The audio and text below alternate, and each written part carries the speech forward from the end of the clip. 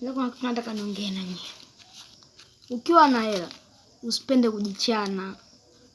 Yaani hela ifanye iwe katika mstari, afu ndo uendelee kujichana. Umenielewa?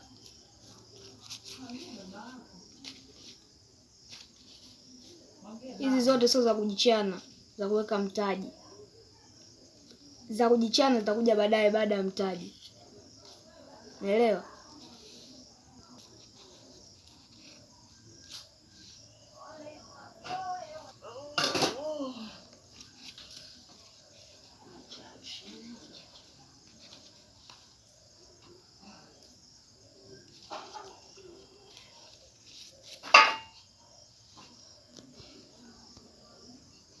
Hii dawa nitaianika kesho jioni.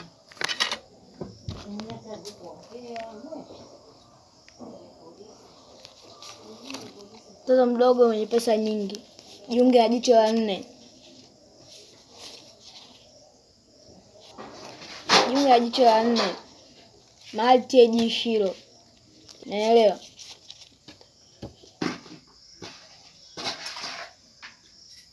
Umeona hizi pesa mwanangu? Hizo pesa ulizokuwa nazo wewe na nyingine na kuongeza hizi hapa. Na ukiacha hizi, hii ni 1,000,000. Hii 1,000,000 nakupa kama zawadi kwa sababu umefanya vizuri kwenye mitihani. Yaani hii nakupa kama zawadi 1,000,000 kwa sababu umefanya vizuri katika mitihani. Na mtihani mwingine unaokuja baada ya shule kufunguliwa, nitakuongeza zaidi ya hii 1,000,000. Sawa? Ndio ujue kabisa kwamba mwanangu nakupenda. Alafu wewe unaenda kujirelax, unaenda kuna nini kusema kwamba jiunge na jicho la 4, jiunge na jicho la 4. Sawa, watu watajiunga na jicho la 4 kwa sababu unajua babako nakupa maokoto ya maana. Hii ni kama zawadi tu, lasha. Fanya vizuri.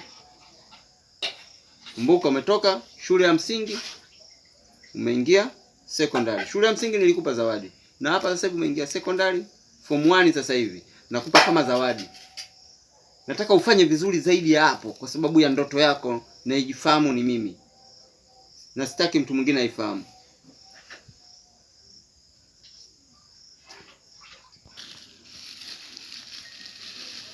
Asante unipa 1,000,000. Sawa, asante kwa kukupa hii 1,000,000 na hii 1,000,000 na kukabidhi ambapo utajua mwenyewe nini utakachofanyia ongezea na hizo. Jicho la ngapi sijui na nini. Hiyo ni account yako, hiyo iweke, utajua mwenyewe utaifungua account, utaifanyaje. Lakini kila unapopiga hatua ya darasani, ujue ninakukabidhi na zawadi. Are you okay?